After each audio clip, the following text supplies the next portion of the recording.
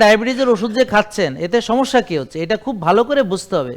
এবং এই কথাটা যদি সবাইকে বুঝাইতে পারতাম, বাহারে বাংলাদেশের সকল লোককে যদি এই কথাটা বুঝাইতে পারতাম, তারা যে নিজেদের ক্ষতি করতেছে, নিজের অর্গান ড্যামেজ করতেছে, নিজের চোখ নষ্ট করতেছে, নিজের লিভার নষ্ট করতেছে, নিজের পুরুষত্ব নষ্ট করতেছে, সে আর এখন পুরুষ নাই, নাম পুরুষ, ইরেকটাইল ডিসফাংশন, তার হার্ট নষ্ট করতেছে, তার ব্রেন নষ্ট করতেছে, বুঝছেন, তার কিডনি নষ্ট করতেছে, তার হাড় নষ্ট করতেছে, গিরা নষ্ট করতেছে, পেটের হজম নাই পর্যন্ত, পেট নষ্ট, ঘুম নাই পর্যন্ত, শক্তি কোনো নাই, মেয়েদের পিসিওডি, বাচ্চা হচ্ছে না, গর্ভ ধারণ করতে পারছে না, হ্যাঁ, মাজা গিরা শেষ, নার্ভ ড্যামেজ, আঙ্গুল কাটা, পা কাটা, প্যারালাইসিস, এত কিছু তারা করতেছে কিন্তু বুঝতে পারছে না। তারা ভেবেছে আমি অনেক বড় ডাক্তার দেখে, বিরাট হাসপাতালে গেছি, আমি বিরাট ভালো চিকিৎসা নিচ্ছি। তো তাহলে আপনি এখনো রুগী কেন, ভালো হননি কেন?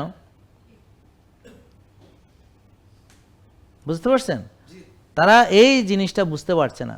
তো দেখুন, ডায়াবেটিসের চিকিৎসা বা প্রেশারের চিকিৎসা ওষুধ দিয়ে করলে প্রবলেম হলো, বলেন ওষুধ রোগের মূল কারণ দূর করে না, বলেন দূর তো করেই না, আরো কোষে ওভারলোড করে।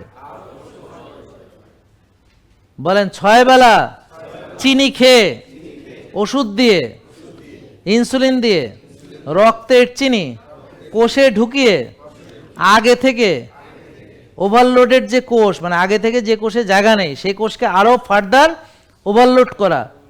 বুঝতে পারছেন? এইভাবে কোষের 12টা বাজানো হলো ডায়াবেটিসের ওষুধ দিয়ে, ইনসুলিন দিয়ে, 6 বেলা খেতে দিয়ে চিকিৎসা।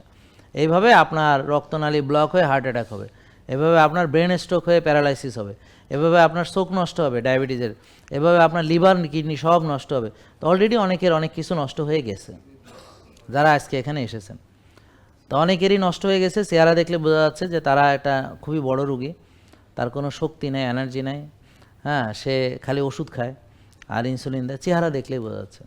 সে কোনো লাইফ এনজয় করতেছে না, সে কষ্ট পাচ্ছে, তার চেহারার ভিতরে কষ্ট, সে মাজা ব্যথায় কষ্ট পাচ্ছে, গিরা ব্যথায় কষ্ট পাচ্ছে, ঘুম হচ্ছে না কষ্ট পাচ্ছে, হজম হচ্ছে না কষ্ট পাচ্ছে, শক্তি নেই কষ্ট পাচ্ছে, হ্যাঁ, বিভিন্ন সাফার করছে বিভিন্নভাবে, চলাফেরা কোথাও কোনো আনন্দ নেই, ফুর্তি নেই, পারিবারিক জীবনে শান্তি নেই। কারণ স্বামী স্ত্রীর মধুর সম্পর্ক, সবচেয়ে মধুর সম্পর্ক কখন থাকে জানেন? হানিমুন পিরিয়ডে। তারপরে কিছুদিন গেলে পরে স্বামী স্ত্রী হয় একে অপরের শত্রু। তারপরে যত দিন যাবে এই শত্রুতা শুধু বাড়িয়ে যাবে।